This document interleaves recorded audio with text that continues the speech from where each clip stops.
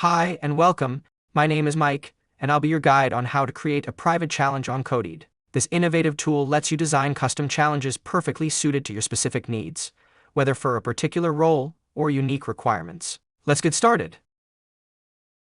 First, navigate to the Challenges section. Click on the Add Challenge button to start creating your challenge. Let's create one together now. You will see several required fields for defining your challenge. In this tutorial, we'll create a challenge to assess developer candidates' skills in designing and implementing a web API. Let's start with the name. We'll call our challenge Web Development API Designed. Next, we need to set a time limit, which is the total time allowed from when the candidate starts the challenge until they submit their final work. Keep in mind that this doesn't represent continuous work time, as candidates often take breaks. Then, set the expected duration. Expected duration from represents the time a senior candidate might spend on the challenge, excluding breaks, while expected duration to represents the time for a junior candidate, again excluding breaks. You can enable the feedback and fix option, which allows candidates to receive limited feedback and improve their submissions. Note that even if this feature is enabled, it's flexible. You can choose if you want to provide feedback or not, and to whom you want to provide feedback. Additionally, you can disable this button if the challenge doesn't require coding. Now, let's move to the description. We've pre-filled some descriptions for this tutorial, but here's why each is important. The About field gives a brief description that appears when you hover over the challenge on the challenge list page. Next, add a general description, which is a summary shown on the candidate instructions page. General instructions before begin challenge are displayed before candidates start the challenge. Include a short intro to the task here. Similarly, general instructions after begin challenge are additional instructions shown after the challenge begins. Be sure to include the most critical instructions here. You can also add supporting files for both sets of instructions. Let's now define the languages for the challenge. Click on the Add Language button. Here you'll see the available languages. You can also add additional instructions for each language, which will be shown to the candidate only for that specific language. Let's select Python for our challenge. As you can see, we can also specify the required frameworks. Each language needs a repository code to provide the initial code for candidates. If the repository isn't generated yet, click on Generate Repository to get the credentials. If it's already generated, you'll see the credentials and can update the code as needed. If your challenge doesn't require a specific language, choose No Specific Language. If you plan to use Git, note that the code can be submitted by uploading solution files or using Git. Now, let's select Python again and click Save. You can select multiple languages by repeating these steps for each one. Finally, add test skill areas with weights.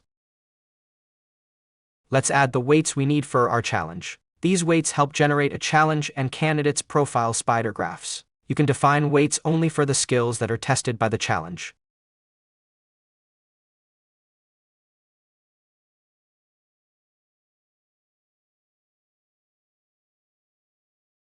Now that we have all the parameters set, we can start creating the grading key. The grading key is a questionnaire for reviewers to assess the candidate's submission. First, decide if you want to include an overall comment in the grading, which is a summarized performance review of the candidate. In our case, we'll select Yes. The grading key can have one or multiple sections. Sections divide parts of the solution. For example, tasks related to implementing logic and dealing with UI design can be in separate sections. Each section can include multiple tests. For this tutorial, we'll create a grading key with one section and 2 tests. Now, let's name our section and add tests accordingly. Are you still with me? We're almost there. For each test, we need to provide test name, seniority level, which defines the complexity of the test, test type, which will be used in the feedback and fix feature to group results and in the grading summary view, description, which will provide general details about the test. This information is shared via the feedback and fix feature with the candidate if the test fails, and is also displayed in the grading summary details. In the skills area, we need to specify the skills covered by the test.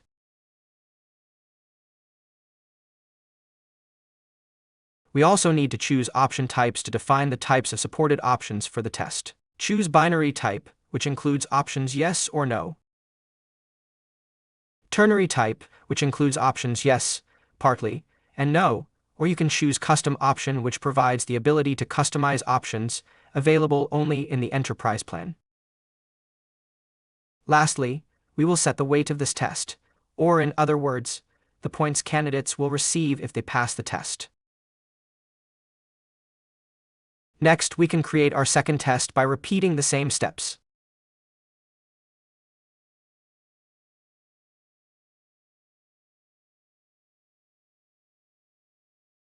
After setting up all the tests, click Save. Review your challenge information.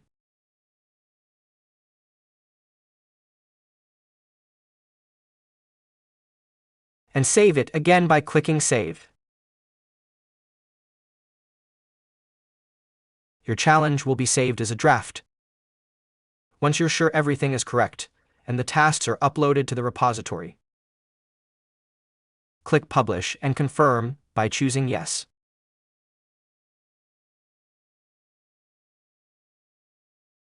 Congratulations, you've created your first private challenge. Now you can invite candidates by clicking the Invite Candidate button. I hope this tutorial was helpful. Good luck creating your challenges.